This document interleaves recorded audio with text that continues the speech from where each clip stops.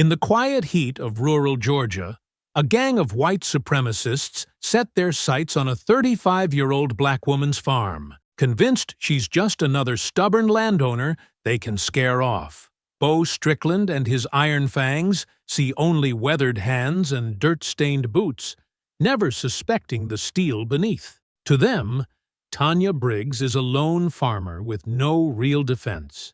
What they don't know is that Ghost Eye once reigned as the Marine Corps' deadliest sniper. When threats turn to arson and kidnapping, Tanya's war isn't on foreign soil. It's coming home. Before we go any further, comment where in the world you are watching from and make sure to subscribe, because tomorrow's story is one you don't want to miss. The late afternoon sun cast long shadows across Tanya's vegetable fields, painting the Georgia countryside in warm amber hues. Her muscles ached from a full day's work as she lifted another crate of fresh produce into the bed of her weathered pickup truck. Sweat trickled down her neck, and her work gloves were stained with rich soil. "Tanya, come on in and get cleaned up for supper." Darlene's voice carried from the farmhouse porch, where the screen door creaked in the gentle breeze. "Just one more crate, Mama," Tanya called back, wiping her brow with her forearm. The familiar chorus of cicadas filled the air, a constant backdrop to life on the farm that had been in her family for generations. The rumble came first, a distant growl that didn't belong among the peaceful evening sounds. Tanya's body tensed instinctively, her years of military training kicking in before her conscious mind could process the threat. 3 mud-splattered pickup trucks appeared on the horizon, their engines snarling as they barreled down her dirt road. Dust billowed in their wake as they skidded to a stop, forming a barrier across her driveway. The lead truck's Confederate flag decal caught the setting sun, its colors garish against the dirty white paint. Tanya's jaw clenched, but she held her ground, straightening her spine as car doors creaked open. Bo Strickland emerged from the center truck, like a snake uncoiling. His red-burned skin gleamed with sweat, and his tank top stretched tight across his beer belly. A stream of brown tobacco juice leaked from the corner of his mouth as he sized up her property with calculating eyes. 2 more men flanked him, younger, leaner, but with the same mean look in their eyes. They spread out slightly, a practiced move meant to appear casual while actually boxing her in. Tanya recognized the tactic, had used similar formations herself in different circumstances, different lands. "Pretty little spread you got here," Bo drawled, his voice dripping with false sweetness. He took a few steps forward, boots crunching on the gravel. "Shame it's gonna be someone else's soon." The shorter of his 2 lieutenants, a wiry man with a patchy beard, hawked and spat a glob of saliva that landed inches from Tanya's work boots. "Ain't right, this much land in black hands," he muttered, just loud enough to make sure she heard. The other man, wearing a sleeveless shirt that revealed crude prison tattoos, reached into one of Tanya's crates. His thick fingers closed around a ripe tomato, and with deliberate slowness, he crushed it. Red juice and seeds dripped between his fingers, spattering the dusty ground like blood. Tanya felt her pulse quicken, but kept her voice steady and firm. "Get off my land." The words came out calm, but carried the weight of steel, the same tone she'd used commanding troops in combat zones. Bo's smirk widened as he closed the distance between them. His breath reeked of cheap beer and chewing tobacco as he leaned in, trying to use his bulk to intimidate her. "We're giving you a chance to walk away nice," he said, voice dropping to a threatening whisper. "You don't? Things get ugly. You boys better leave right now." Darlene's voice rang out from the porch, sharp and clear despite her age. She stood at the railing, one hand gripping her cane, the other planted firmly on her hip. Bo's head snapped toward the house, and for a moment, something dangerous flickered in his eyes. He stared at Darlene, and Tanya felt her muscles coil, ready to move if he took one step toward the house. But after a tense moment, Bo jerked his chin at his men. They piled back into their trucks with practiced efficiency. Engines roared to life, and tires spun in the loose dirt, deliberately spraying grit and pebbles across Tanya's boots and pants. The trucks peeled out in a cloud of dust and exhaust fumes, their departure as aggressive as their arrival. As the dust settled and the last truck disappeared around the bend, Tanya's eyes fell on something new attached to her fence. A crude sign had been nailed to the wooden post, the letters "Get Out" scrawled in dripping red paint. Below it, someone had spray-painted a Confederate flag, the paint still fresh enough that it glistened in the dying light. The next evening settled over the Briggs farm like a heavy blanket. Tanya and Darlene sat at their worn kitchen table, the familiar routine of dinner providing a fragile sense of normalcy after yesterday's confrontation. Steam rose from bowls of okra soup, and cornbread cooled on a plate between them. "You barely touched your food," Darlene observed, watching her daughter push vegetables around her bowl. Tanya managed a weak smile. "Just thinking, Mama." She'd spent the day checking and double-checking the property's boundaries, her military instincts on high alert. Every distant engine sound had made her pause in her work, every shadow drawing her attention. "Those men don't scare me," Darlene said firmly, reaching across to pat Tanya's hand. "Your daddy and I dealt with worse in our time. We're still here." The sharp crack of splintering wood cut through the quiet evening like a gunshot. Both women froze. Then came the roar, a deep, hungry sound that shouldn't exist in their peaceful kitchen. Orange light suddenly flooded through the windows, painting twisted shadows on the walls. "The barn!" Tanya bolted from her chair, nearly knocking it over. She burst through the screen door, Darlene following as quickly as her aging legs would allow. Heat slammed into Tanya's face as she rounded the corner of the house. Flames climbed the wooden walls of the barn, consuming decades of family history in minutes. The fire cast a hellish glow across the yard, and thick black smoke billowed into the darkening sky. The crackle and pop of burning wood mixed with the terrified sounds of animals inside. "The horses!" Darlene cried out, clutching her chest. Tanya sprinted toward the barn doors, her military training taking over. The heat was intense, but she managed to throw open the heavy doors. Smoke poured out, making her eyes water and her lungs burn. She could hear the panicked whinnying of their 2 horses inside. "Here!" she called, coughing through the smoke. The horses burst out past her, their eyes wild with fear, heading for the safety of the far pasture. Tanya staggered back from the inferno, gasping for clean air. As she stumbled away from the barn, something caught her eye on the white siding of their house. Fresh paint gleamed in the firelight, crude letters spelling out "Not welcome here" in angry black strokes. "I'm calling the sheriff," Darlene said, her voice shaking with anger more than fear. She disappeared inside while Tanya grabbed the garden hose, knowing it was futile but unable to stand by and do nothing. Neighbors' porch lights clicked on in the distance. A few cars slowed as they passed, but no one stopped to help. Tanya could see their silhouettes watching from their properties, but they remained silent witnesses to the destruction. Sheriff Alan Huxley's patrol car rolled up nearly an hour later, taking his time like he was responding to a noise complaint instead of arson. The barn was mostly ash by then, still smoldering in places. The sheriff stepped out, adjusting his belt with deliberate slowness. "Well now," he drawled, surveying the scene with practiced indifference. "Looks like you had yourself a fire." "This wasn't an accident," Tanya said, fighting to keep her voice level. "Look at the graffiti. The same people who threatened us yesterday did this." Huxley barely glanced at the spray-painted message. Could have been kids playing pranks. You know how they get this time of year. "Kids?" Tanya's hands balled into fists.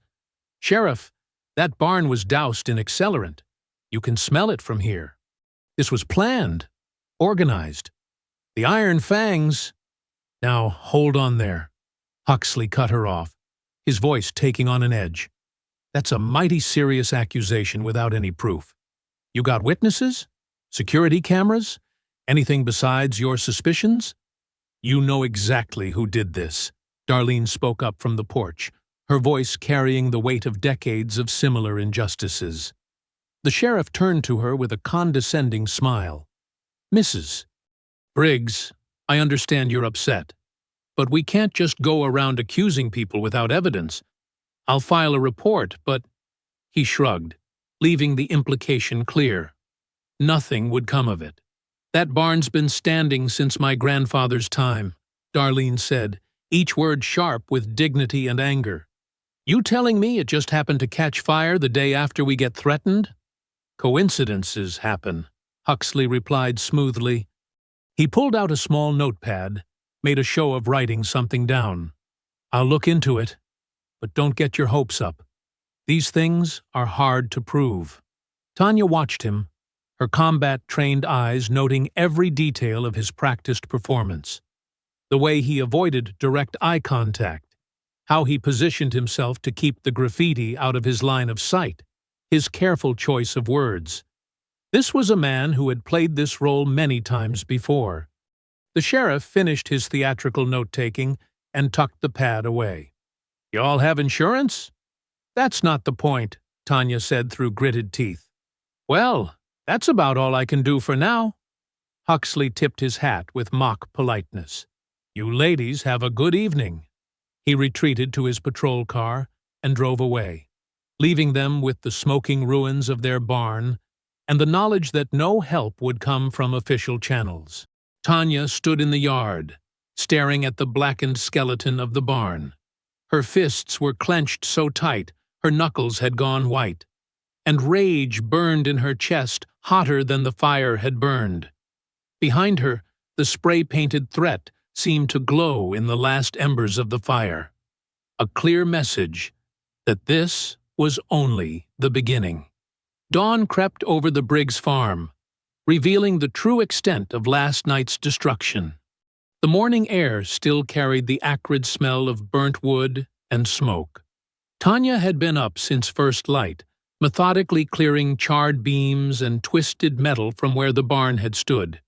Each piece she moved felt like lifting a piece of her family's history. She paused to wipe sweat from her forehead, leaving a streak of soot across her skin. The physical labor helped channel her anger, gave her something to focus on besides the rage that had kept her awake most of the night.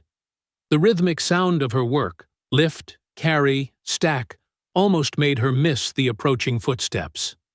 Wouldn't have expected anything less from Ghost Eye, a gruff voice called out. Already at it before the dews dried. Tanya straightened, turning to face Frank Mullins. The elderly veteran stood at the edge of the debris field, leaning on his cane. His weathered face was creased with concern as he surveyed the damage. "Morning, Frank," Tanya said, dropping another chunk of charred wood onto the pile. "And I haven't heard that name in a long time." Frank limped closer, shaking his head at the destruction. "Heard the commotion last night. Would have come over, but these old legs don't move like they used to." He paused, looking directly at her. "Sheriff, do anything useful?" Tanya's jaw tightened. "About what you'd expect. Figured as much." Frank lowered himself onto an overturned feed bucket, his joints creaking.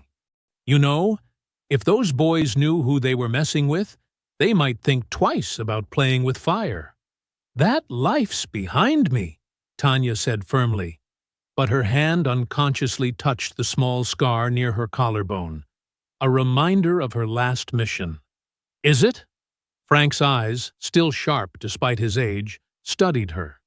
"Because the woman I read about in those classified reports my old army buddies showed me, the one they called Ghost Eye, she wouldn't let thugs run her off her land." Tanya stopped working, memories flooding back. The weight of her rifle, the perfect stillness required for impossible shots, The lives she'd taken with surgical precision.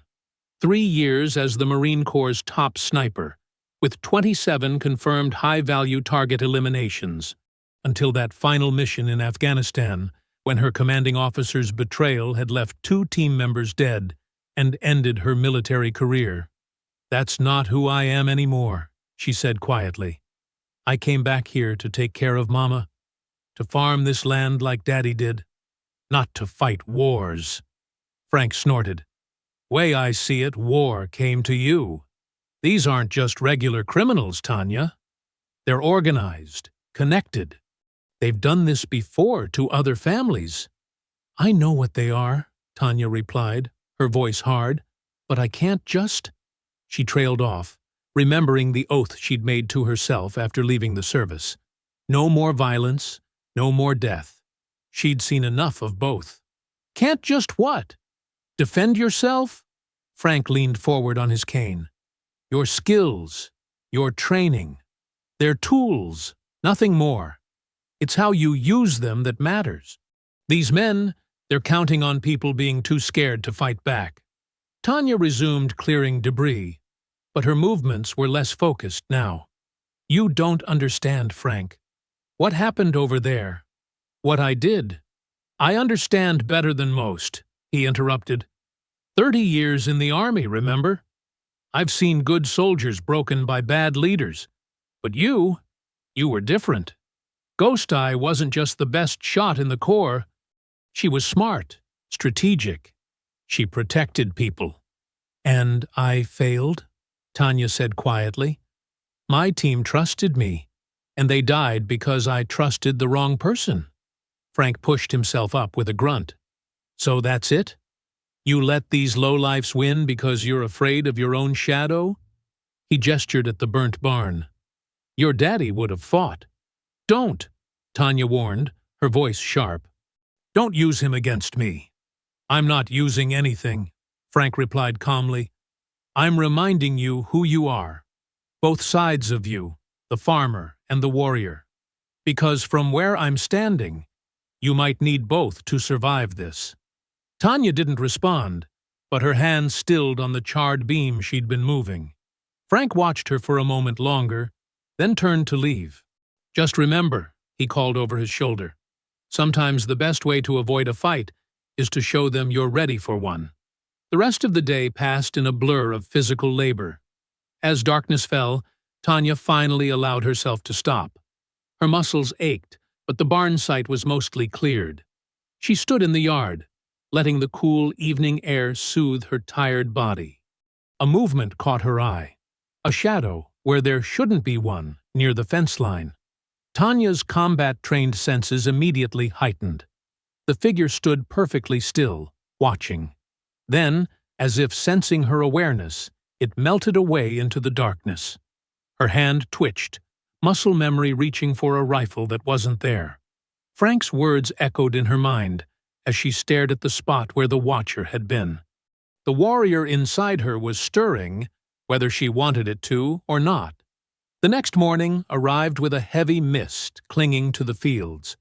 Tanya stepped onto her front porch, shotgun resting comfortably in the crook of her arm. She'd been up since before sunrise, restlessness driving her from bed. The weight of the weapon felt familiar. Not quite like her old sniper rifle, but reassuring all the same. She moved silently across the wet grass, her boots leaving dark impressions. Years of military training kicked in automatically. Scan the terrain, identify changes, look for signs of intrusion. Near the edge of the cornfield, something caught her eye. Fresh boot prints in the mud, too large to be her own. Tanya crouched down, studying the tracks. They were deep. Whoever made them had been carrying something heavy. The pattern led toward her irrigation system. Her jaw clenched as she followed the trail, moving with the silent precision that had once earned her the name Ghost Eye. The morning sun was burning off the mist when she heard it, metal scraping against metal, followed by quiet cursing. Tanya pressed herself against the corn stalks, inching forward until she had a clear view of the pump house. A young man in a dirty denim jacket was crouched by the main valve, working at something with a wrench. Even from behind, she recognized him as one of the Iron Fangs, the newest member, always trying to prove himself. She'd seen him hanging around Bo's truck during their first confrontation. Tanya emerged from the corn, shotgun leveled. "Drop the wrench." The young man jerked, tool clattering to the ground. He spun around, face pale beneath his baseball cap. I was just—" "Hands where I can see them," Tanya commanded, her voice carrying the same authority it had in combat zones. "What's your name?" "C. Cody," he stammered, raising his trembling hands. "Cody Miller." "Well, Cody Miller, you're trespassing." She gestured with the shotgun. "Turn around slowly. Keep those hands up." He complied, sweat visible on his neck despite the cool morning. Tanya spotted the Iron Fang's tattoo peeking above his collar. Fresh ink, barely healed. A wannabe tough guy sent to do the dirty work. "Please," he said, voice cracking. "Bull kill me if—" "Bo's not your problem right now." Tanya pulled a length of rope from her pocket. "I am." She bound his hands efficiently, using knots that would hold but not cut off circulation, a skill learned from both farm work and military training. Cody's shoulders shook as she secured him. "Sit," she ordered, pushing him gently but firmly to the ground. She pulled out her phone and dialed, keeping the shotgun trained on him. "Sheriff, I've got an intruder caught tampering with my irrigation system." "Young man, Iron Fang's tattoo." The sheriff's voice came back lazy and unconcerned. "That's so? Well, sit tight. I'll be out when I can." It took 45 minutes for the patrol car to roll up the drive, though the station was only 15 minutes away. Sheriff Huxley stepped out, adjusting his belt over his substantial belly. His badge caught the morning sun as he approached, boots crunching on gravel. "Well, well," he drawled, taking in the scene. "What do we have here? Breaking and entering, vandalism, attempted property damage." Tanya listed off, professional and precise. "I caught him trying to sabotage my water supply." The sheriff circled Cody, who kept his head down. "That true, boy?" "No, sir," Cody muttered. "Was just looking around. She jumped me for no reason." "With a wrench?" Tanya challenged. "The security camera on my pump house caught everything." She was bluffing. There was no camera. But Cody's face went even paler. Sheriff Huxley chuckled, pulling out a pocket knife. "Now, Ms. Briggs, let's not get excited." He cut Cody's bonds with one quick motion. Boy was probably just lost. These country roads all look the same.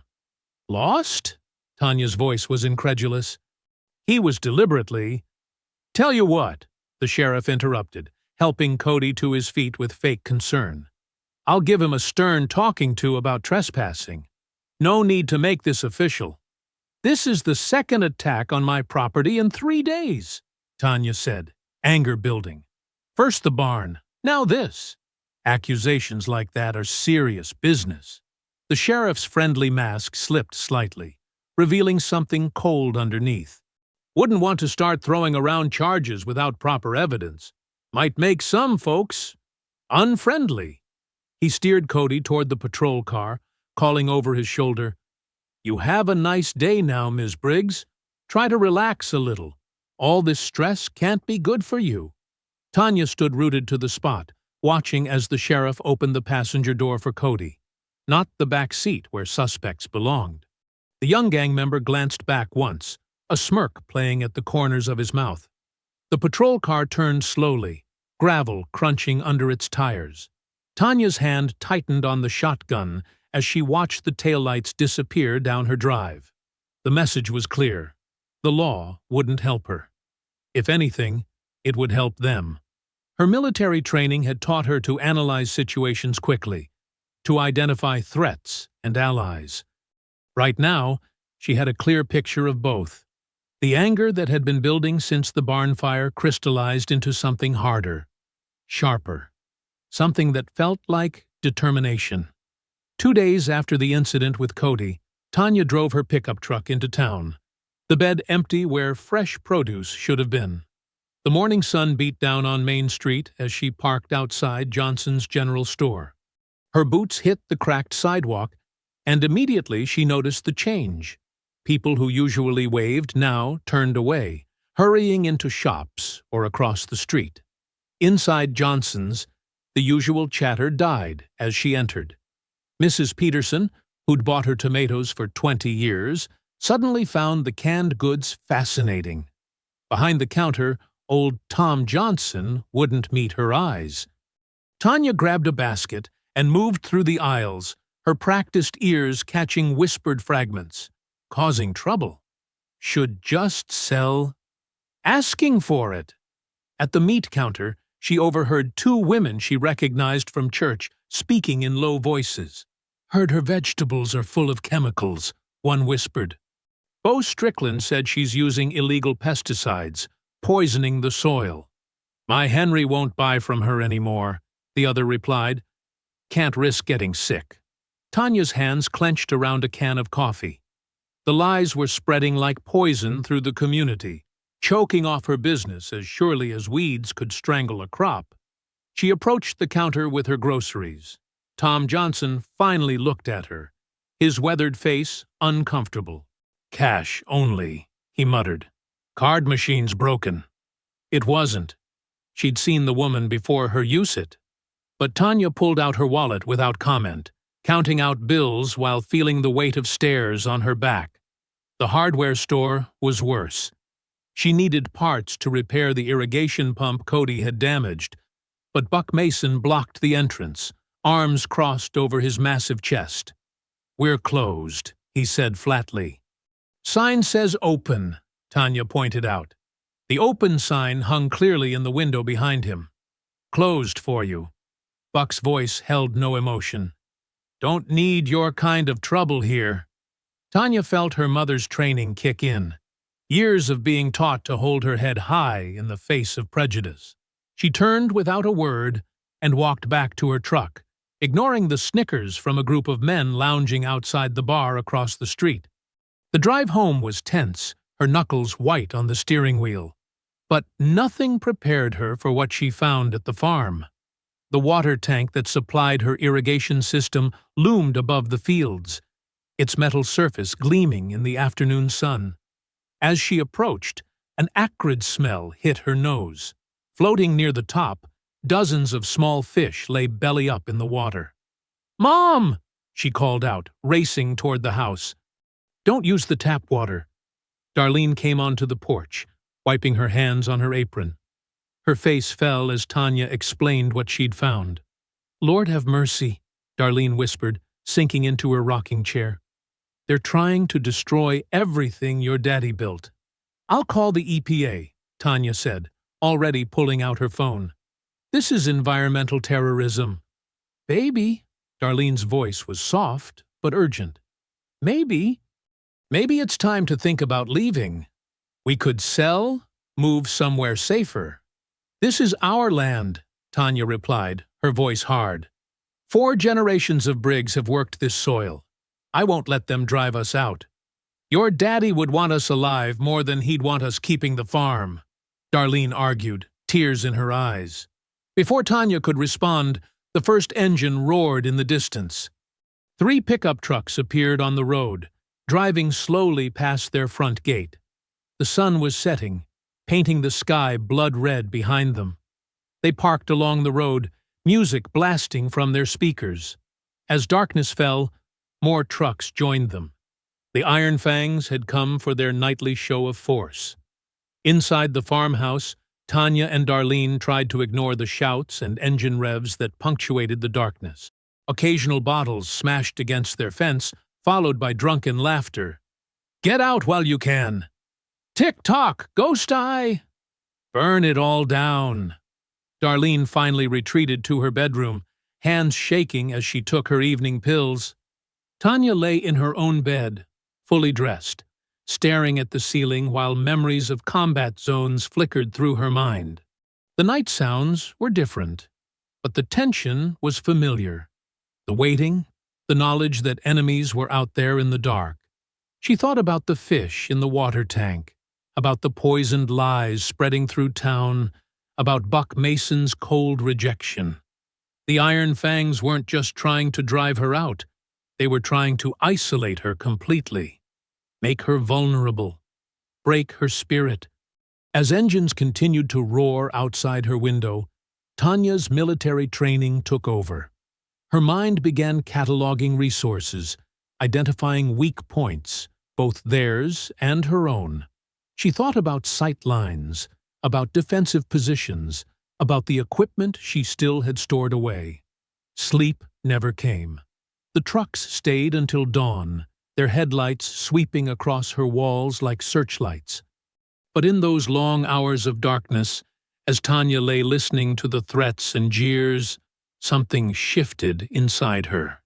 The anger that had been building since the barn fire hardened into steel, and plans began to take shape in her mind. The morning sun had barely crested the horizon when Tanya spread a large county map across her kitchen table. Coffee steamed beside her as she worked, marking locations with careful precision. Her sniper's training showed in every deliberate movement, each notation exact, each detail critical. She'd been up since 4 a.m., after the last Iron Fang's truck finally left. The map was old, purchased years ago when she'd first moved back, but its yellowed surface still showed every back road and trail in the county. Red dots appeared under her pen: the abandoned gas station where gang members loitered, the bar they frequented, the dirt roads they used to avoid police checkpoints. Darlene shuffled into the kitchen, pausing at the sight of the map. "What are you doing, baby?" "Research, Mama," Tanya replied, not looking up. "Go on and rest. I've got work to do." After her mother returned to bed, Tanya pulled out her old military gear from the attic. The ghillie suit still fit, a camouflage sniper's garment designed to blend into vegetation. Her range-finding binoculars and night vision scope had gathered dust but remained functional. By mid-morning, she was positioned in dense brush overlooking the Iron Fang's favorite bar, the Rusty Nail. Her father's old hunting blind provided perfect cover. Through her binoculars, she watched members come and go, noting their routines, their vehicles, their hierarchies. Bo arrived around noon, strutting like a rooster in his snakeskin boots. Tanya recorded everything in a small notebook: who he talked to, who avoided him, who counted money in the back lot. Years of military surveillance had taught her to spot patterns others might miss. Around 2, she moved positions, using old logging trails to reach another observation point near the abandoned Phillips farm, where several gang members were meeting. Her movement was silent, efficient, the skills that had earned her the nickname Ghost Eye coming back naturally. Through her scope, she read their lips as they argued over territory and profits. One man, she recognized him as Joey Dawson, seemed particularly agitated, jabbing his finger at the others. Tanya smiled grimly. She'd found her first pressure point.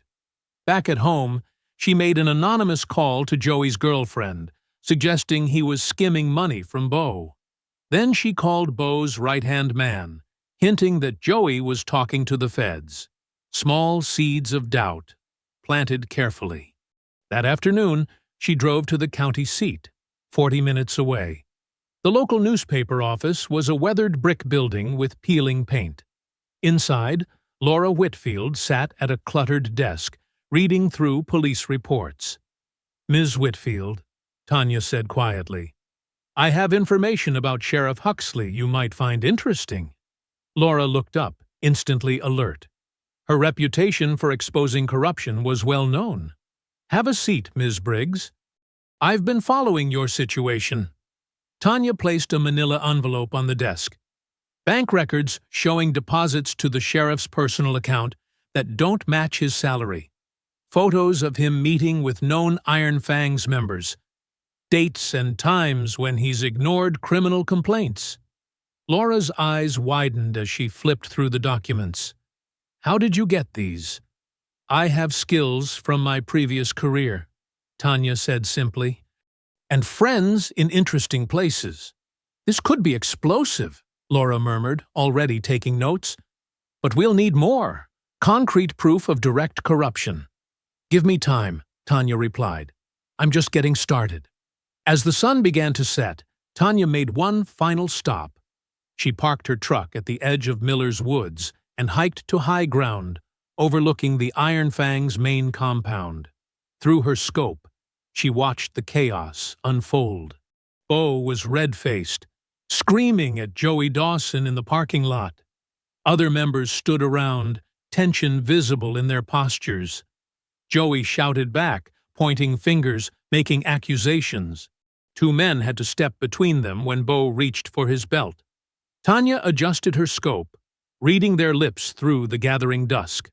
The words snitch and thief flew back and forth. Someone threw a punch. The crowd dissolved into shoving matches and angry clusters.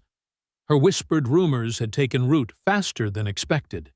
The Iron Fangs were starting to fracture, their trust in each other crumbling. Bo's iron grip on his men was slipping. Through her scope, she saw him grab Joey by the throat, slamming him against a truck. Other members pulled them apart, but the damage was done. The gang was splitting into factions, paranoia spreading like wildfire. Tanya watched until full dark, recording every detail in her notebook. The ghost was back, moving unseen, gathering intelligence, finding weak points. But this wasn't a war zone. This was her home. And she would use every skill she had to defend it. From her hilltop vantage point, she observed as Bo stormed off alone, kicking trash cans and screaming at anyone who approached him. His carefully built kingdom was showing its first cracks, and he knew it. The pressure was only beginning. 3 days after setting her plan in motion, Tanya steered her sputtering tractor down the dusty road toward Miguel Torres's repair shop. The old machine had finally given out, probably from the gang's earlier sabotage. The small garage sat at the edge of town, its faded blue paint peeling in the Georgia heat. Miguel stepped out as she approached, wiping his hands on a red shop rag. His dark eyes took in the smoke rising from her tractor's engine. "Looks like trouble," he said quietly, already moving to inspect the damage. "Can you fix it?" Tanya asked, watching him probe the engine with experienced hands. Miguel nodded slowly, his fingers tracing the damaged parts. "Someone cut these fuel lines, made it look like normal wear." He glanced up at her. "Iron Fangs?" Tanya's jaw tightened. "You know about them?" "They went after my uncle's shop last year. Protection money." Miguel's voice stayed low, but anger flashed in his eyes. He couldn't pay. Had to close down. Working methodically, Miguel began removing damaged parts. "No charge for the work," he said firmly, when Tanya reached for her wallet. "Been wanting to help someone stand up to them? Just didn't know how." As Miguel worked, Martha Jenkins from the grocery store walked over from across the street. The older woman carried a paper bag of fresh bread and looked nervously over her shoulder before approaching. "Heard what they did to your barn," Martha said, keeping her voice down. "It's not right. They tried the same with my store last winter. Threatening notes, broken windows. Sheriff just called it vandalism." She pressed the bread into Tanya's hands. "Take it, and know you've got friends here." Ruth Daniels appeared next, parking her old station wagon behind the shop. Her son had been arrested on false drug charges 2 years ago. Everyone knew the sheriff had planted evidence after the boy witnessed something he shouldn't have. "They think they own this county," Ruth said, her voice tight with barely contained anger. "My boy's still serving 5 years for nothing. But people are scared to speak up." Tanya looked at the three of them. Miguel bent over the tractor, Martha nervously watching the street, Ruth with her fists clenched. All victims of the same corruption, all ready to fight back. "I have a plan," Tanya said carefully. "But I need eyes and ears. Information about their movements, their deals, their weak spots. Miguel straightened up, wiping grease from his hands. I fix their trucks sometimes. Could let you know when they're having mechanical troubles, when they're vulnerable. I hear everything in my store, Martha added. People talk, especially when they think no one's listening. Ruth nodded firmly. I know others who will help, quiet-like. We just needed someone to lead the way. Tanya lowered her voice, gathering them closer. First, we mapped their supply lines, their buyers, their sellers. Then we start disrupting them, one piece at a time. She pulled out a small notebook. Miguel, what do you know about their vehicles? For the next hour, they shared information. Miguel listed which trucks needed repairs soon. Martha detailed overheard conversations about drug drops. Ruth knew which deputies were on the gang's payroll. Tanya recorded everything, her military training helping her piece together a clearer picture of the Iron Fang's operation. It was bigger than she'd thought, but also more fragile. As Tanya pulled away from Miguel's shop, she noticed a mud-splattered pickup following her. The driver kept 3 car lengths back, trying to be subtle. She slowed down, pretending to check her phone, but the truck quickly turned onto a side street before she could make out its plate number. Later that night, Tanya stood in her bedroom, laying out dark clothes on her bed. The camouflage gear felt familiar in her hands, a ghost from her past life coming back to serve a new purpose. She checked her watch. 11:45 p.m. The gang's meth lab crew changed shifts at 2 a.m., according to Miguel's intel. Her mother knocked softly on the door. I know what you're planning, Darlene said, her voice tight with worry. Just come back safe. Tanya nodded, checking her backpack one last time. Inside were several homemade explosive devices, nothing military grade, but enough to do the job. She'd spent the afternoon carefully assembling them from supplies Martha had quietly gathered. At midnight, Tanya melted into the woods behind her property. The quarter moon cast just enough light to navigate by. Her boots made no sound on the damp earth, the ghost eye living up to her old call sign. The gang's lab was 3 miles deep in the forest, hidden in an old hunting cabin. She moved slowly, methodically, just like her reconnaissance missions overseas. Every few minutes, she'd stop and listen, letting the forest's rhythm tell her if anyone was nearby. An owl called. Crickets chirped. No human sounds yet. After an hour, she caught the first whiff of chemical stench. The lab's location was obvious to anyone who knew what to smell for, but the sheriff conveniently never investigated this part of the woods. Tanya crouched behind a fallen oak and surveyed the cabin. 2 guards outside, both armed with shotguns. One dozed in a lawn chair while the other paced, smoking.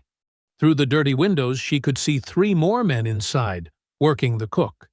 The night shift was always smaller, perfect for her plan.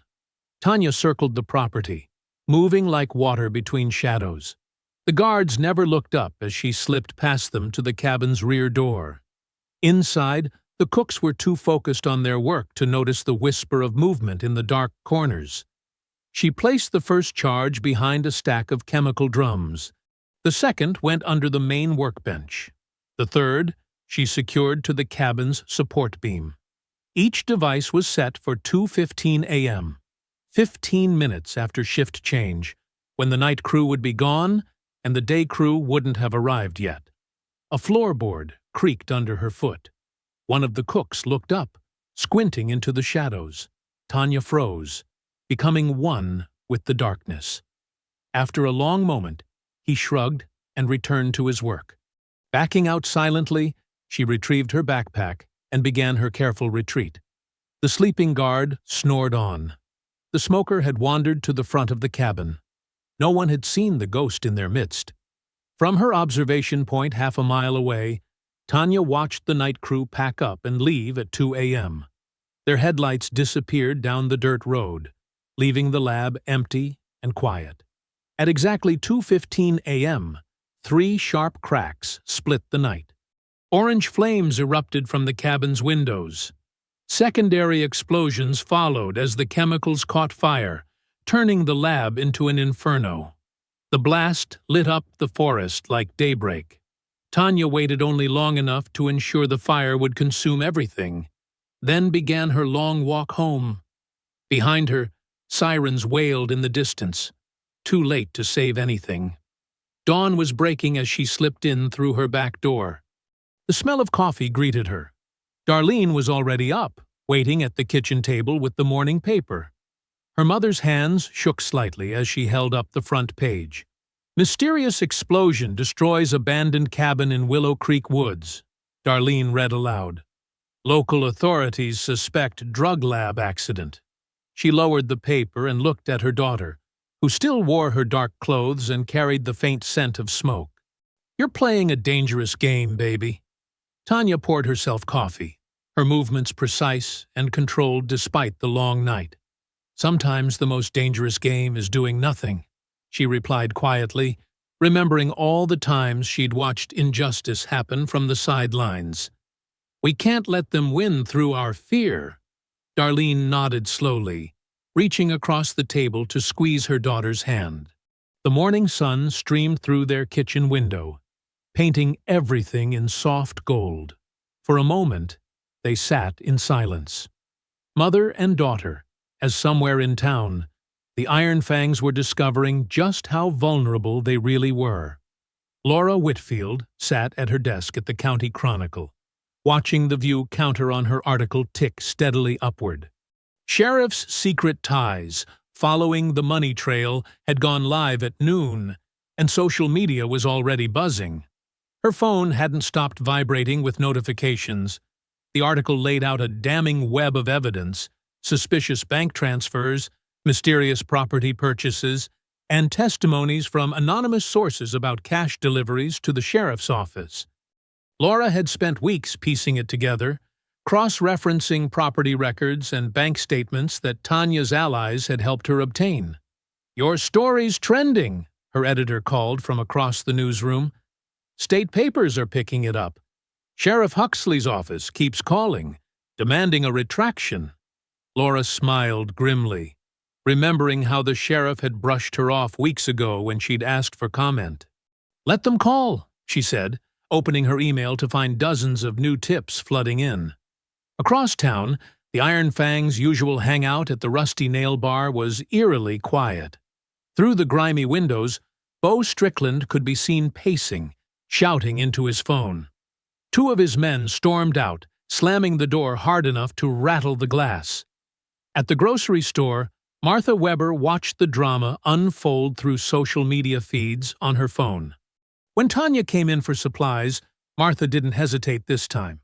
She loaded extra produce into Tanya's bags, no charge, and whispered the latest gossip about gang members fighting among themselves.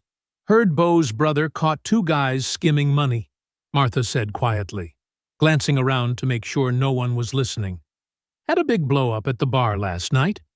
They're scared, turning on each other." Tanya nodded, keeping her face neutral despite the satisfaction blooming in her chest. "Interesting," she said simply, but her eyes sparkled. As she loaded groceries into her truck, Miguel the mechanic pulled up beside her. He killed his engine and leaned out his window, speaking in low tones. "My cousin works at the gas station on Highway 20, he said. "Says the gang's been moving stuff out of their warehouse there, looking real nervous. Sheriff's been by twice today, yelling at Bo." "Thank you," Tanya said softly. "Keep your head down. Things might get messy." Throughout the afternoon, more allies emerged from the shadows. Ruth, whose son had been wrongly imprisoned, brought over a hot casserole and news about gang members selling their trucks and leaving town. Frank Mullins called to report suspicious vehicles heading toward the state line. The sheriff's office released a statement calling Laura's article baseless slander, but the damage was done. Social media exploded with locals sharing their own stories of corruption and intimidation. The hashtag #ChallenHuxleyGate started trending in regional circles. Tanya spent the day in her fields, tending her crops while watching the drama unfold through text messages and calls. The work felt different now. Each row she weeded, each plant she tended, was an act of defiance. This land would stay in her family's hands. As the sun began to set, casting long shadows across her fields, Tanya stood at the edge of her property. The evening air was thick with summer heat and the sweet smell of ripening vegetables. She could see the burn marks on her barn from here, a reminder of how this had all started. But now the tables were turning. The gang that had seemed so powerful just weeks ago was fracturing under pressure. The sheriff's intimidating presence had been exposed as corruption.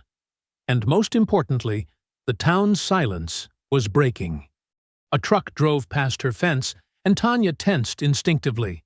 But instead of threats, the driver, one of the local teachers, honked and waved. Another car followed, its passenger giving a thumbs up.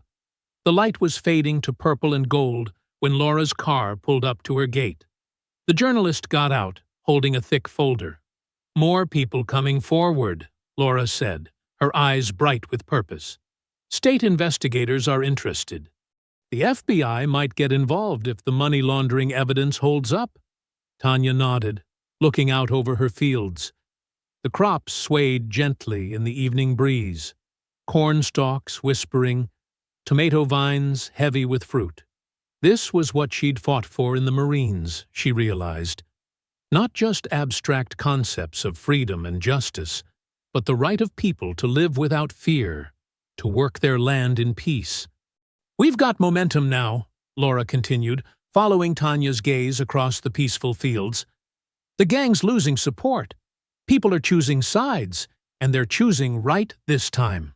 The sun dipped below the horizon, painting the sky in brilliant oranges and reds. Tanya felt the weight of her mother's legacy in the soil beneath her feet, the strength of her Marine training in her stance, and the power of growing community support in the air around her. For the first time since the threats began, victory felt not just possible, but inevitable. "Momentum," Tanya repeated softly, watching the last rays of sunlight gild her crops in golden light. "Sometimes that's all you need to change everything." The sun had nearly set when Tanya heard the first fence post crack. She'd been working since dawn, replacing rotted wood and mending wire where the gang had cut through. Her muscles ached, but the repetitive work helped quiet her mind after days of mounting tension. The screech of tires shattered the evening calm. Tanya's head snapped up as 3 trucks roared down her driveway, kicking up clouds of red Georgia clay. Through the dust, she caught glimpses of masked figures in the truck beds. "Mama," she whispered, dropping her tools. The house was 100 yards away. Too far. The trucks skidded to a stop in a V formation, boxing her in. Men poured out with baseball bats and crowbars. Bo Strickland emerged last, a pistol glinting in his hand. "Should have taken the hint, girl," he drawled, leveling the gun at her chest. Tanya's combat training kicked in. 8 men total. 3 armed with guns, the rest with melee weapons. Multiple angles of attack. No clear escape route. "Where's that fighting spirit now?" Bo taunted, stepping closer. "Ain't so tough without your newspaper friends, are you?" A scream pierced the air from the house. Tanya's heart stopped. "Mama!" 2 more gang members dragged Darlene onto the porch. Her mother fought like a wildcat, kicking and clawing, but they were too strong. "Let her go!" Tanya took a step forward, but Bo's gun pressed against her ribs. He said. "You stay right there and watch." Darlene's eyes met Tanya's across the yard. "Baby, don't you dare give them anything. This land is ours." One of the men struck Darlene across the face. The sound echoed like a gunshot. Something snapped inside Tanya. She moved without thinking, combat instincts surging. Her elbow shot up, knocking Bo's gun aside. Her knee drove into his groin. But before she could break free, 3 men tackled her from behind. A boot connected with her ribs. then another, and another. She curled into a ball, protecting her vital organs like she'd been trained. Through the pain, she heard her mother screaming her name. "Enough!" Bo wheezed, still doubled over. "Get the old lady in the truck. Make sure our girl here gets the message." Rough hands yanked Tanya's head up by her hair. Through swollen eyes, she watched them drag her mother toward the middle truck. Darlene never stopped fighting, never stopped calling Tanya's name. "Remember what happens to folks who don't cooperate," Bo said, pressing his phone to record. "Say something pretty for your daughter." "Tanya!" Darlene's voice was fierce despite her split lip. "Don't you give up. Don't you dare!" The truck door slammed, cutting off her words. Engines roared to life. "Choice is simple," Bo said, still recording. "Land for your mama. You got 24 hours to clear out, or—" He drew a finger across his throat. The trucks peeled out, spraying gravel. Tanya struggled to her feet, ribs screaming in protest. She stumbled forward, but the trucks were already disappearing down the road, taking her mother into darkness. Her phone buzzed 10 minutes later. The video appeared with a text. "Clock's ticking." Tanya replayed it, memorizing every detail. The truck's mud patterns, the men's builds, the way Bo favored his left leg. Her sniper's mind cataloged it all, building a mental map. Her allies arrived within the hour. Laura burst in first, followed by Miguel and Frank. Martha and Ruth came with ice packs and bandages. They found Tanya sitting at her kitchen table, the video playing on loop. "We need to call the state police," Laura insisted. "The FBI—" "They'll kill her before help arrives," Tanya said flatly. "Then give them the land," Martha pleaded. "Your life is worth more than—" "They won't let us live either way." Tanya's voice was cold steel.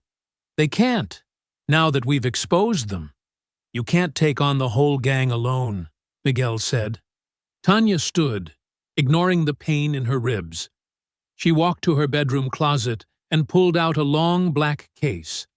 The combination lock clicked open, revealing the gleaming rifle inside, a weapon she'd sworn never to use again after leaving the Marines. Her fingers traced the familiar metal. Through the scope of this gun, she'd protected villages in Afghanistan, eliminated high-value targets in Iraq. She'd earned the name Ghost Eye by becoming death itself. Silent, invisible, precise. "I'm not alone," she said quietly. "I have all of you. And I have this." She sat in the darkness, the rifle across her lap, while her allies argued strategy around her. Their voices faded to background noise as combat clarity settled over her mind. She saw the mission with sniper's eyes now. Angles, distances, timing. The farm's topography unfolded in her memory like a tactical map. Her mother's words echoed, "Don't you dare give up." The rifle's weight was comfortable, familiar, like coming home to a terrible old friend. Dawn painted the Georgia pines in pale gold as Tanya's truck crawled along another back road. Her ribs throbbed with each bump, but she ignored the pain. She'd been searching since first light, checking every abandoned building and hidden spot she remembered from her surveillance. Nothing. The woods pressed close on both sides, branches scraping against her windows. Every shadow could be a hideout. Every turn could lead to her mother. But hour after hour yielded only empty cabins and forgotten barns. Tanya pulled over at a clearing to check her map again. Her hands shook as she unfolded it, and not from fatigue. The tremors came from somewhere deeper, a place she'd locked away years ago. The memories crashed through anyway. Afghanistan, a village in the Hindu Kush. She'd been providing overwatch for a squad extracting a high-value target. Everything had gone smooth until it hadn't. One mistake, a single missed signal, and half the team died in the ambush, including James, her spotter since basic. She'd watched it all through her scope. helpless to stop it. "Not this time," Tanya whispered, forcing her hands steady. "Not Mama." Her phone buzzed. Another taunting message from Beau, probably. But it was Miguel's name on the screen. "I found something," he said, without preamble. "Been checking modified trucks at every garage in 3 counties. One of their newer ones came through Hank's shop last week for custom work. Hank remembered them talking about meeting at the old Wallace sawmill." Tanya's heart jumped. The Wallace mill had shut down 5 years ago after a fire. It sat abandoned in dense woods 10 miles north, far from any main roads. "Perfect place to hide someone," she said. "That's not all," Miguel continued. "Hank said they ordered extra heavy suspension, like they were planning to haul something big, or planning to fortify a base." Tanya's tactical mind was already mapping approaches, angles, cover positions. "Miguel, I need you to do something else for me. But it's dangerous. Whatever you need. Drive by the mill. Act like you're lost. I need to know guard positions, vehicle numbers. But don't get close, and don't let them spot you watching. On it. Give me an hour." Tanya turned her truck toward home. The shaking in her hands was gone now, replaced by the familiar calm of mission planning. But as she drove, another memory surfaced. Not of combat, but of her mother. She was 12, watching Darlene face down the bank manager who'd tried to foreclose on their farm after Dad died. Her mother, all 5'4" of her, stood straight-backed and fierce. "This land paid for itself 3 times over," she'd said. "My grandfather's sweat is in this soil, my father's dreams, my husband's heart. You want it? Come and take it." They'd kept the farm. Now, 23 years later, Tanya heard the same steel in her mother's final words before they took her. "Don't you dare give up." She pulled into her driveway, mind clear and focused. The house was empty. She'd sent her allies away last night, knowing the danger of keeping them close. This was her fight now. Miguel called back as she reached her bedroom. 3 guards on rotation, he reported. 2 at the main gate, 1 roaming. 4 trucks parked outside. Looks like they're using the old office building. It's the only one with fresh tire tracks leading to it. Any signs of... Tanya couldn't finish the question. "The curtains are drawn, but I saw movement inside. Someone's definitely there." "Good work. Stay clear now. I'll handle the rest." She opened her gun safe, the combination as natural as breathing. Inside lay the pieces of her rifle, each wrapped in soft cloth. The Remington M24 had been her constant companion through 2 tours. She'd modified it herself, adjusting the trigger pull, customizing the stock to her frame. Each component slid into place with practiced precision. Barrel, receiver, bolt, scope. The familiar ritual steadied her further. This wasn't about revenge anymore. It was a mission, like any other.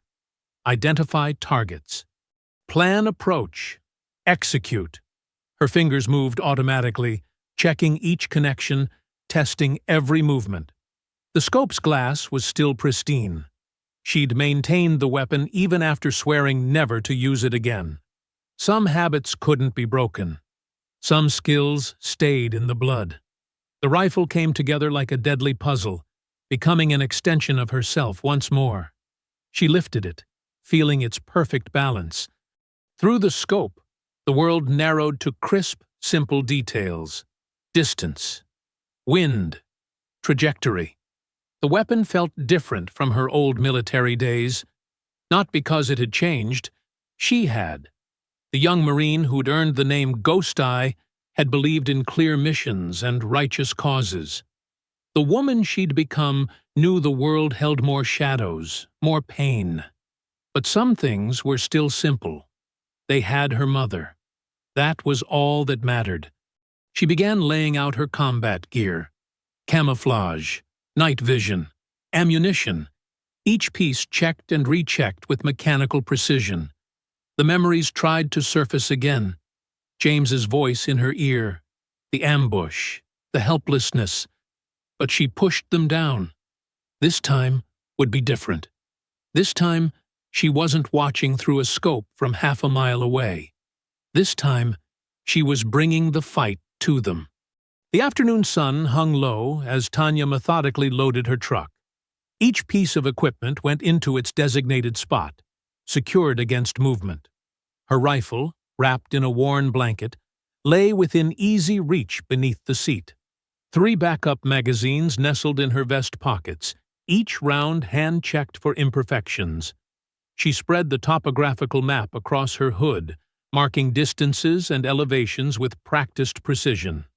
The Wallace sawmill sat in a shallow valley, with thick woods providing cover on 3 sides.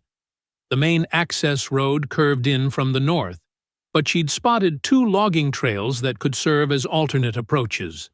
Wind indicators, strips of light fabric, fluttered from her side mirror. She'd been monitoring the patterns all day. The breeze held steady from the southwest, which would work in her favor for sound dampening. But weather reports showed a front moving in after midnight. She'd need to account for changing conditions. Her phone buzzed. Laura's text was brief. "Ready when you need me." Tanya typed back carefully. "Be at the North Ridge, 1 hour after sunset. Bring cameras. Stay in your car until you see my signal."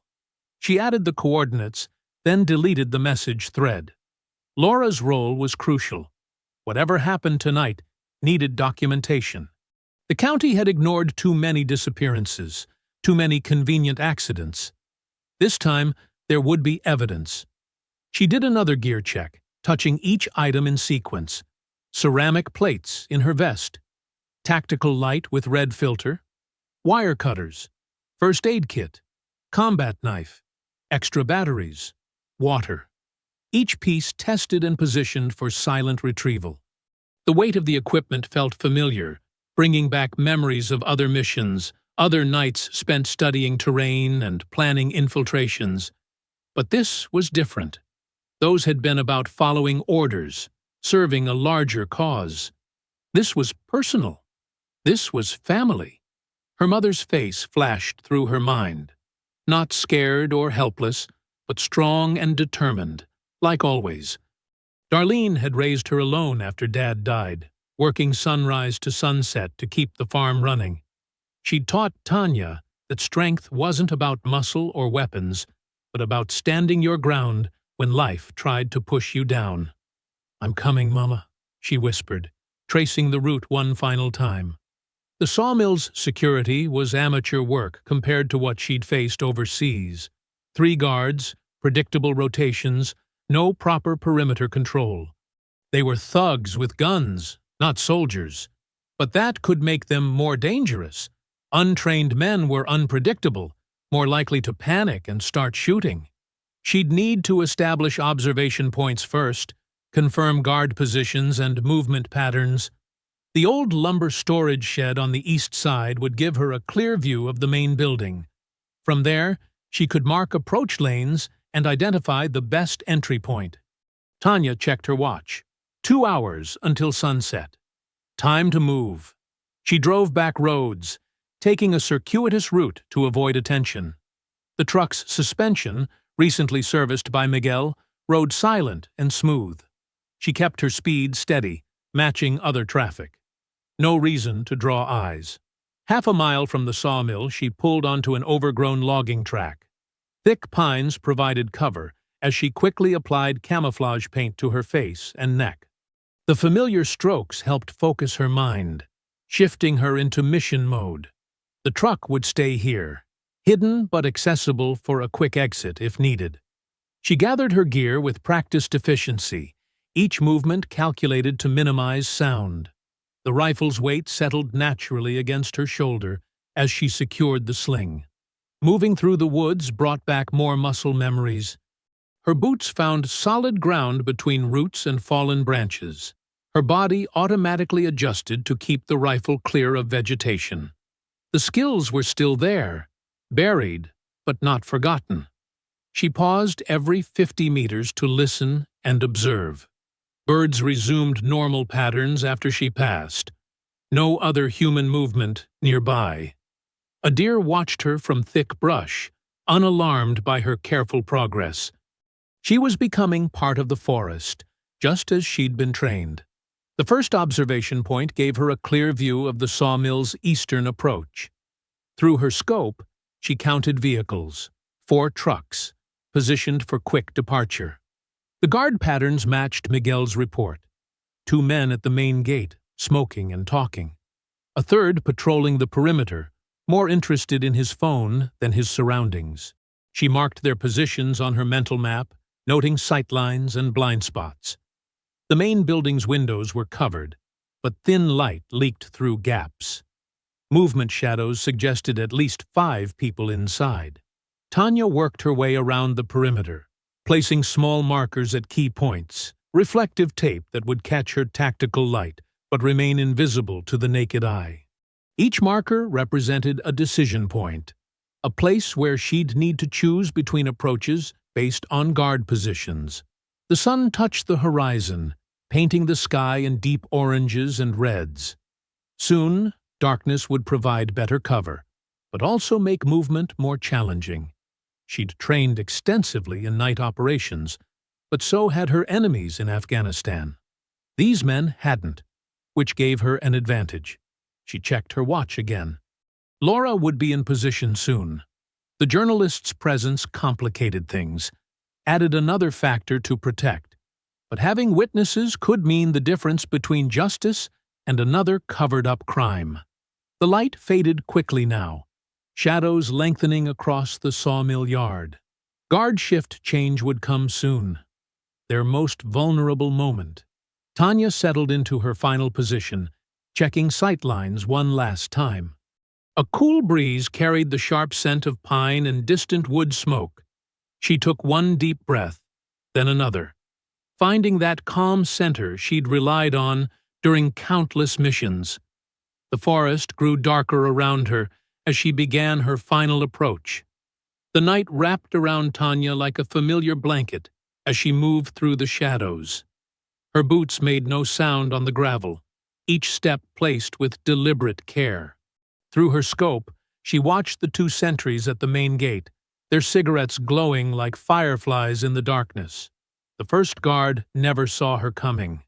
She emerged from the shadows behind him, one hand clamping over his mouth while the other applied precise pressure to his carotid artery. He slumped silently, unconscious before he hit the ground. She dragged him into the deep shadows behind a stack of lumber, zip-tying his hands and feet. The second guard was looking at his phone, the blue light illuminating his face. Tanya waited until he turned away, then closed the distance in 3 swift steps. This one tried to cry out, but her hand was already across his mouth. He struggled harder than the first, but the outcome was the same. Soon he lay beside his companion, secured and hidden. Tanya checked her watch. 8 minutes since she'd started. She was ahead of schedule. The unconscious guards would be out for at least 30 minutes, plenty of time. Their weapons now lay unloaded in her pack, along with their phones and radios. The main building loomed ahead, its metal walls reflecting faint moonlight. She pressed herself against the cold surface, listening.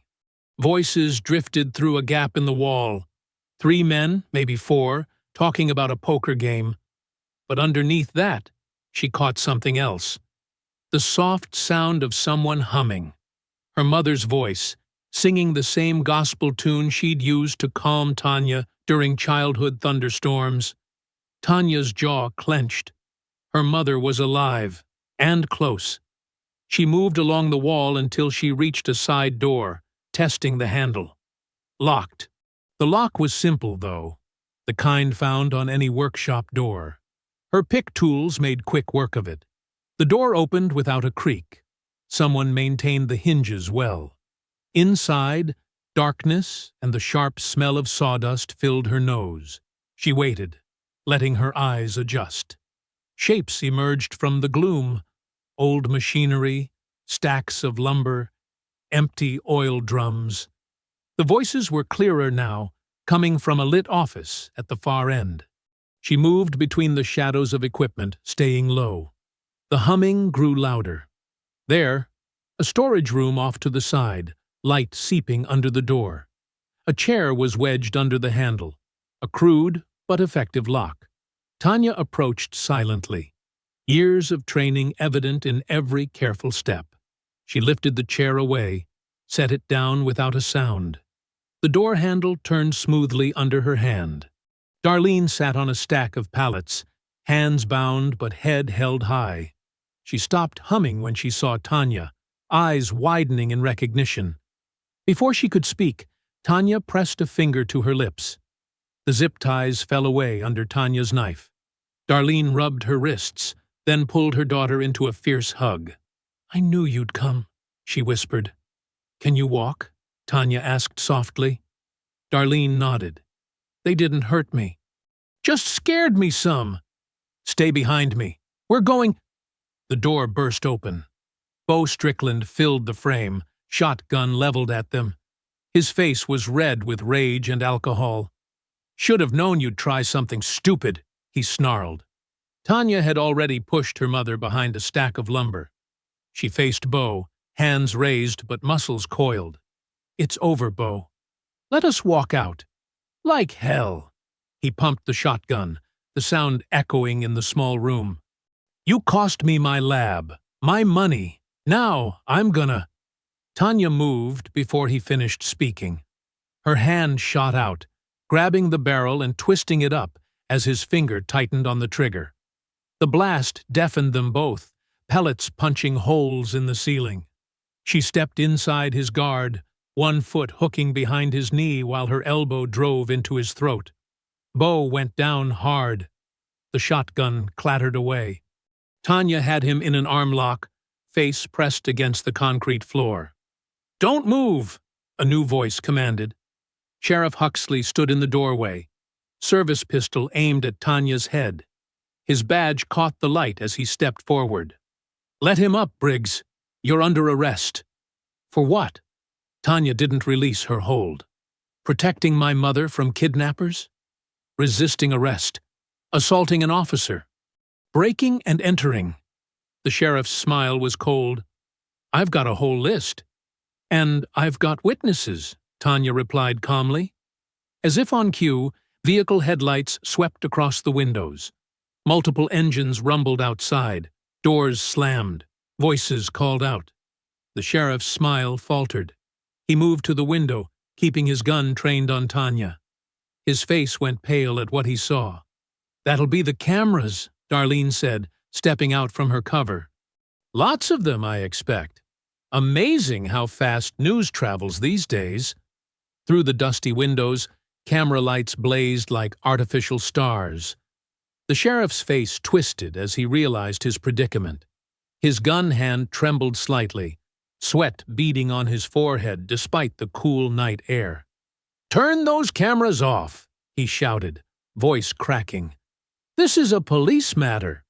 "Too late for that," Laura's voice carried through the open door. "We're streaming live to over 10,000 viewers right now. State police are already on their way." Bo struggled under Tanya's grip. "You're lying. Ain't nobody watching." Darlene stepped forward, her voice steady and clear. "Young man, I can see at least 30 phones recording right now, and every single one of them caught you and the sheriff threatening us at gunpoint." The sheriff's composure cracked further. He moved to the window again, cursing under his breath as he saw the crowd. Miguel's truck blocked the main gate. Martha from the shop stood with her sons, phones raised. Ruth had brought half her church group. More vehicles were pulling up every minute. "Last chance," Tanya said calmly. "Put the gun down, Sheriff. You know how this ends." "Shut up!" The sheriff's face had gone from pale to red. "I run this county. You people don't tell me what to do." "Tell that to the FBI," Laura called out. "They're watching the stream, too. Got some interesting questions about your finances after my article?" Tanya felt Bo tense beneath her. "Don't do anything stupid," she warned him, applying slightly more pressure to his arm. "They're bluffing," Bo growled, but uncertainty had crept into his voice. Outside, engines roared. More headlights swept across the building as trucks and cars filled the sawmill yard. Voices rose, not just neighbors now, but people from all over the county. The sheriff's radio crackled with confused deputies asking about the gathering crowd. "You can't hold that pose forever," the sheriff said to Tanya, but his gun hand was shaking badly now. "I don't have to," Tanya replied. "Military training. I can keep him pinned for hours if needed. Question is, how long can you stand there pointing that gun at me while the whole world watches?" Darlene moved closer to the window, her voice carrying to the crowd outside. "Sheriff still got his weapon on my daughter, folks. Make sure you're getting this on video." The sheriff's radio crackled again. This time, it wasn't a deputy. "This is Special Agent Cooper, FBI. Sheriff Huxley, we have units inbound. Lower your weapon immediately." "They're lying!" Bo shouted, panic rising in his voice. "It's a trick." But the sheriff's face had gone ashen. He knew that voice. The same agent had questioned him last month about missing evidence in a drug case. Distant sirens wailed, growing closer. "It's over," Tanya said quietly. "Don't make it worse than it already is." The sheriff's gun wavered. Sweat ran down his face as he looked from Tanya to the windows, then back. The sirens grew louder. Red and blue lights started flashing against the sawmill's metal walls. "Alan!" Darlene's voice was surprisingly gentle, using the sheriff's first name. "You've known me 30 years. Is this really how you want to end your career? On video? Threatening a mother and daughter?" The sheriff's shoulders slumped. Slowly, he lowered his gun. "Kick it over here," Tanya ordered. He complied, the weapon sliding across the concrete floor. Bo exploded with rage. "You gutless coward!" He tried to buck Tanya off, but she simply shifted her weight and applied more pressure. He yelped in pain. The building's main doors burst open. FBI agents in tactical gear swarmed in, weapons raised. "Federal agents! Everyone freeze!" "In here!" Tanya called out. "I've got one restrained." Sheriffs surrendered his weapon. The next few minutes were a blur of activity. Agents secured the room. The sheriff and Bo were cuffed and read their rights. Outside, more police units arrived. The crowd parted to let vehicles through but kept filming everything. Laura pushed through the agents, camera still rolling. "Sheriff Huxley, any comment on the kidnapping charges? Or the evidence of your involvement with the Iron Fangs gang?" The sheriff kept his head down as agents led him out. Bo was less quiet, cursing and threatening everyone in sight until they put him in a patrol car. Agent Cooper approached Tanya as she finally stood up, stretching her cramped muscles. "Ms. Briggs, we'll need statements from both you and your mother." "Of course," Tanya nodded. "But first," she turned to Darlene, who was already moving toward her.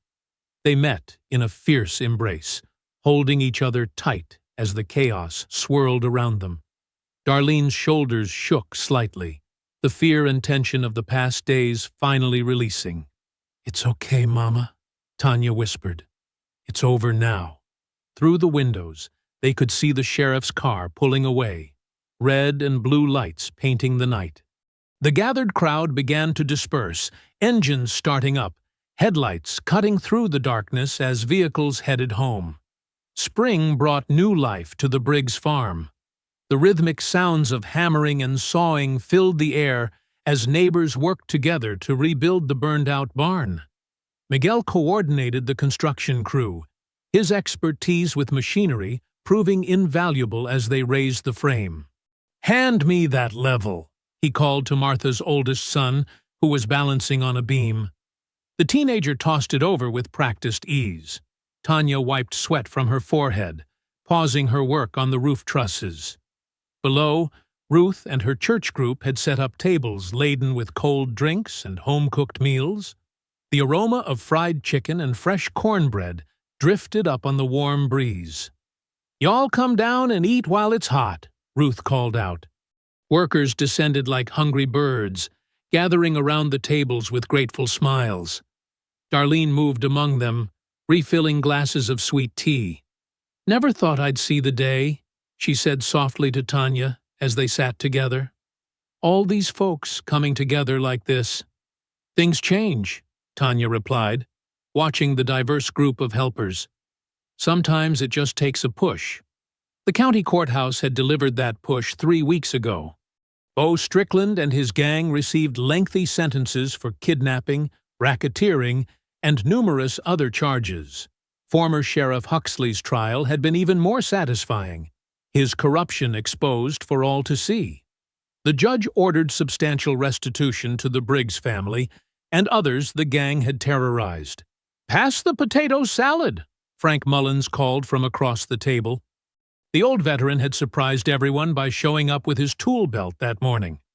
"Ain't seen a barn raising like this since I was a boy." Laura, the journalist whose exposé had helped break the case, sat nearby taking notes. She'd been documenting the community's transformation. Her latest article highlighted how the county's first black female sheriff, a former state trooper named Angela Wilson, was reforming the department. "Sheriff Wilson stopped by earlier," Martha mentioned, settling onto the bench beside Tanya. "Said those new agricultural grants you applied for came through?" Tanya nodded. The federal money would help modernize their irrigation system and expand the greenhouse operation. Already, their spring crops were thriving. Local markets that had once shunned them now competed for their produce. "Speaking of the new sheriff," Miguel said, "she's asking if you'll serve on the community oversight board she's setting up." "I heard about that," Ruth added. "We need good people watching out for everyone's interests." Tanya considered it as she ate. She'd been reluctant to take on any public role, preferring to focus on the farm. But lately, more folks had been coming to her for advice or help with local issues. They trusted her judgment, respected her quiet strength. "Mama," she glanced at Darlene, "what do you think?" Darlene smiled knowingly. "I think you've always been a leader, baby. Just took others a while to see it." After lunch, work resumed with renewed energy. By sunset, the barn skeleton stood complete against the pink-orange sky. Miguel's crew would return tomorrow to start on the walls and roof panels. Tanya stood in the doorway of the new structure, breathing in the fresh-cut lumber smell. Beyond the barn, their fields stretched green and promising toward the horizon. The spring wheat was coming up strong, and the vegetable beds were bursting with new growth. "Quite a sight, isn't it?" Frank appeared beside her, gazing at the frame. "You know, when I first told you to stand your ground, I wasn't sure how it would end. But you did right by this land. By all of us." "We all did right," Tanya corrected him. "Couldn't have managed alone." As the workers packed up for the day, Tanya and Darlene moved to their favorite spot, the front porch of the farmhouse. The evening air was sweet with honeysuckle as they settled into the rocking chairs, glasses of tea in hand. Above them, mounted on the wall, Tanya's rifle caught the last rays of sunlight. She'd cleaned and mounted it there after the sawmill incident, not as a threat or warning, but as a reminder of strength found in adversity, of justice hard-won, of a community finally united. "Remember what Daddy used to say about this land?" Darlene asked, rocking gently. "It's not just soil and crops," Tanya quoted. "It's our history, our future, our freedom. He'd be proud of how you protected it." Darlene reached over and squeezed her daughter's hand. "We all are." They sat in comfortable silence as twilight settled over the farm. In the distance, crickets began their evening chorus. A whip-poor-will called from the edge of the woods. The land felt peaceful, secure, not just for them, but for everyone who had stood together against hatred and corruption. I hope you enjoyed that story. Please share it with your friends. and subscribe so that you do not miss out on the next one. In the meantime, I have handpicked 2 stories for you that I think you will enjoy. Have a great day.